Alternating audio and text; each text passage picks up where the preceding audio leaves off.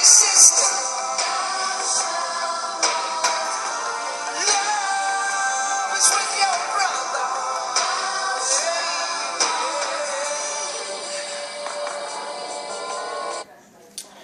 Geeks and Gamers, this is Michael.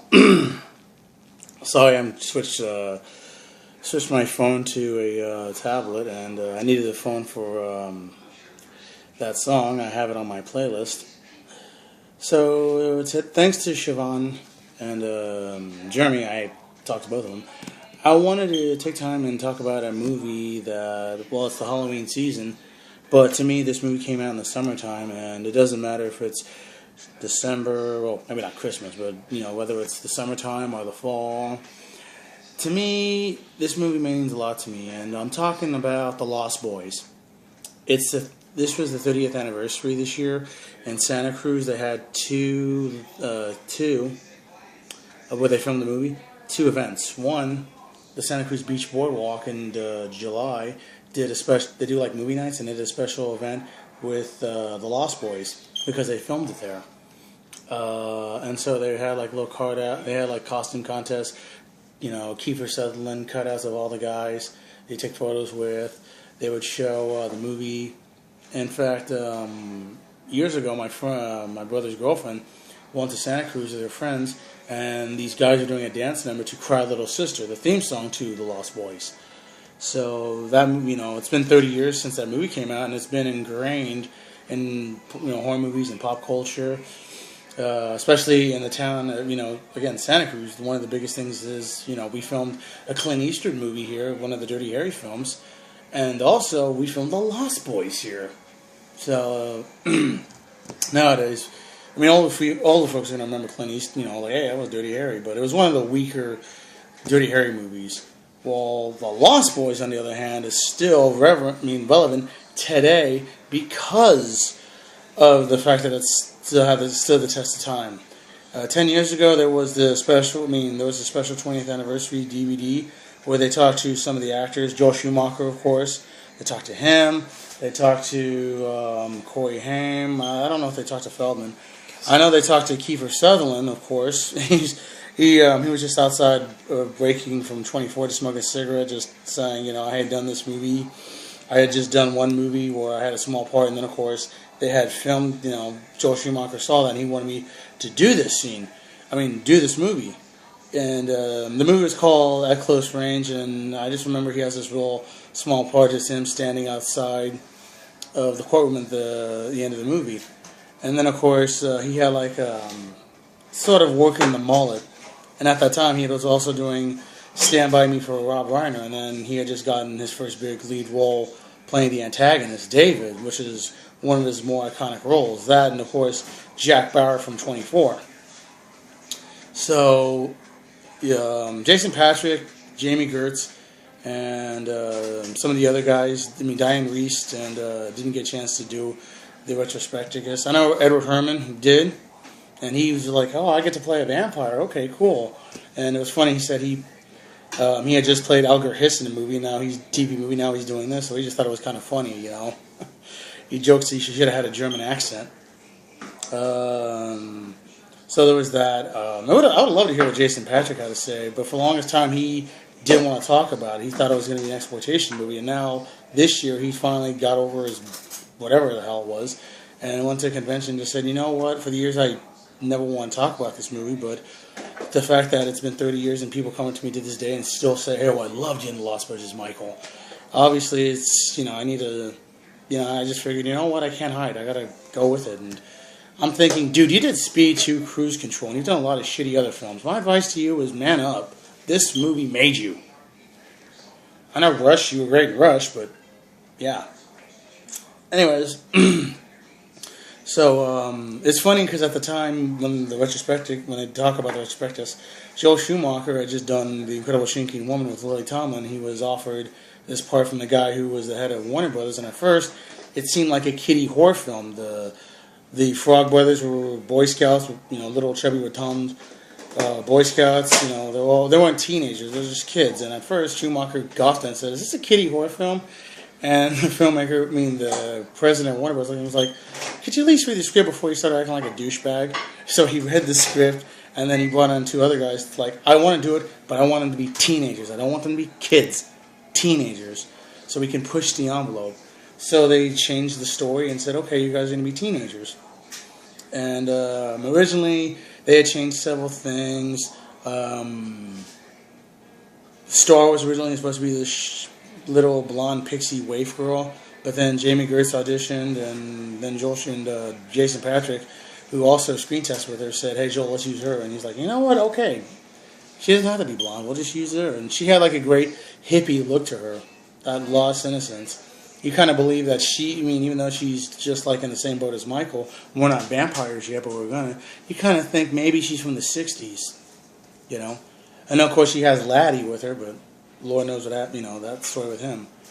So all these young guys were cast because they were looking for something like the Brat Pack or the St. Elmo Square kind of crew, but none of those guys. There's a reference, there's a nice little Breakfast Club reference with Molly Ringwald in the back of Sam's bedroom. So when they cast all the kids, Joel's like, I need to hire some adults for the movie. So he got Diana Wiest, he got Bernard, can't remember his name for the life of me, the guy who played Grandpa. He got him, and then of course he got Edward Herrmann, and then it was like, okay, we got everybody, let's just try to film this movie. So the funny thing is, a lot of people don't know that Dick Donner actually was going to direct this movie. He dropped out to do Lethal Weapon, but he still was going to produce it, and that's when Schumacher was going to take over. And they do reference certain films, like in the first ever Lethal Weapon, when Riggs and Murtaugh are about to save a guy from being jumped off the building, there's a theater marquee that says The Lost Boys in the background, so it's a nice little wink wink, Which isn't the first time. People have done that for years, but I just thought that was kind of funny. And also The Goonies, which Dick had directed, so that's why he got Corey Feldman to do this movie.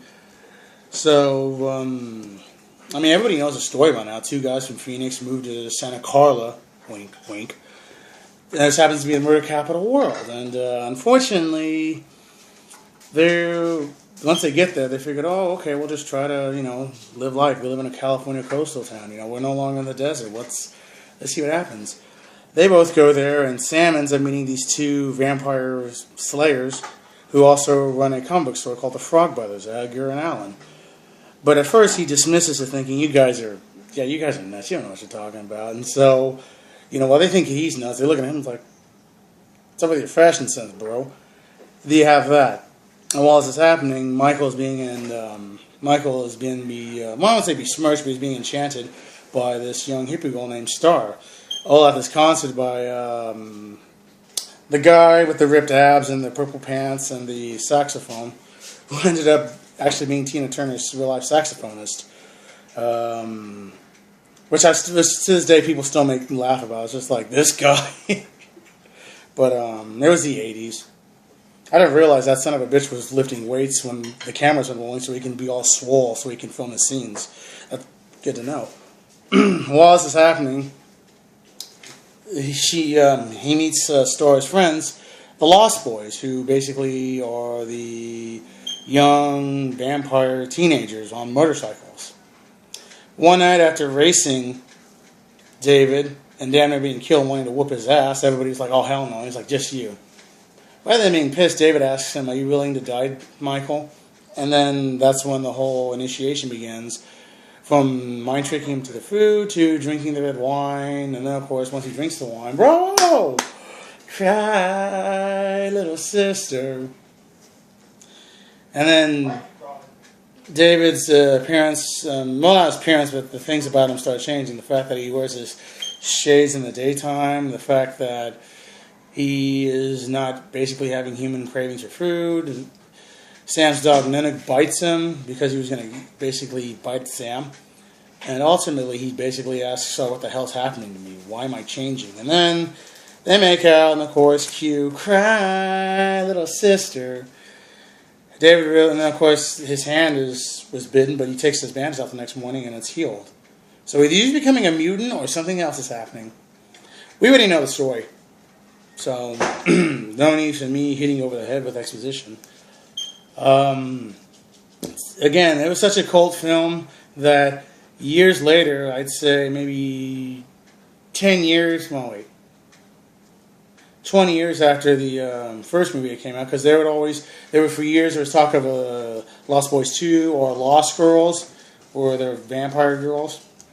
There was years of that, and then finally we got our sequel in 2008 called Lost Boys: The Tribe. Now, to me, this movie was nothing short of... To me, I thought it was kind of weak because two things. One, it's a straight to DVD video, straight to DVD, straight to Blu-ray kind of movie, which is never a good sign. Two, the biggest selling point of the movie is that Kiefer Sutherland's little brother, Angus Sutherland, his half-brother, was playing the lead vampire. And this guy, it's like, just because your brother was in the original doesn't mean automatically you should get the top spot. To me, he just seemed like your average surfer or beach boy. It made no sense. And to me, it felt like a cash grab. And even though Corey Feldman returned as Edgar, and there was a little backstory about his brother who turned into a vampire, basically, they just shoehorned him in for fan service and continuity's sake. Also, I wasn't too keen on the fact that they went to another surf town, San Carlo or what have you. And even though it's supposed to be a coastal town, it's really Vancouver, British Columbia. I'm like, really? And the rock group Aiden did a modernized cover of the theme song, Cry Little Sister. And, you had the young guys. You had the young discount James Marsden. You had Keith's little brother Angus. You had Autumn Reeser from the OC. And then Corey Feldman returned, of course. And a lot of people just kind of felt like, they didn't, their story, it's kind of like a rehash of the first movie. Only instead of, brother and brother, it's brother and sister. And, the vampires, they act like fucking buffoons. It's just like, really? And even though Tom Savini's in it, and they mentioned some freak from Santa Carla, it's like, you do realize that the Lost Boys, didn't brag about being vampires. They just did their own thing, the hidden secret. These sons of bitches are bragging about it left and right. I'm like, oh my goodness. So, 2 years later, we got to the third and final Lost Boys movie called The Thirst. And this one felt like more of a sequel. Edgar Frog was back. His brother Alan was back. I'm sorry. Corey Haim was supposed to... Feldman came back, but the producers didn't want Corey Haim, and he got butthurt about it. But then they brought him back for a small cameo at the very end of the movie he had just turned. And this one, Sam is dead. Michael and Sarah are living together in seclusion, but they don't talk to Edgar. Edgar is a surfboard shaper, just like the last movie, and still hunts vampires. But now, with Alan disappearing, Edgar's by himself. His business isn't doing as great, and his trailer's being repossessed. So when he is hired by the author of these young adult vampire novels, Twilight, wink wink, he basically says that, first of all, Twilight's shit, and I think this is ridiculous. But when she tells him that a new drug is turning people into vampires, he's like, it's not a drug, it's vampire blood. He realizes that a new uprising is starting. So with the help of her $1 million of backing, Edgar teams up with his friend from the comic book store and a couple of mercenaries with new age vampire weapons to stop them.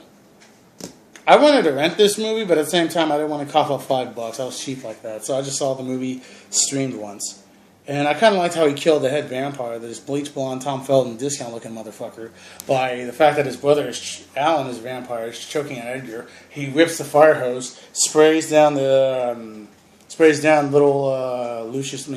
Draco Malfoy, and does the prayer, in nomine Patris et Spiritus Sancti, because he's an ordained minister from the last movie. And he's like, ugh! He does all this, and like, fuck you! Cry, little sister, and then he gets blown to smithereens. So the sequels were dead. But to me, this movie still stands the test of time. I still have the soundtrack bumping. I listen to it. Cry Little Sister, of course. I'm about to get the Jimmy Barnes and Excess song, the song they used to kill Billy Ward's character, the whole, you miss sucker, only once, pal. And then nails him right there. So... anyways, this is Michael. Watch The Lost Boys. It's mandatory this Halloween. Thank you. Bye.